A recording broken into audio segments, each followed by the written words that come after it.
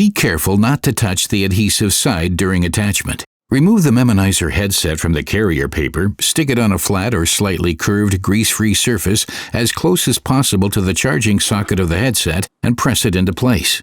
That's it.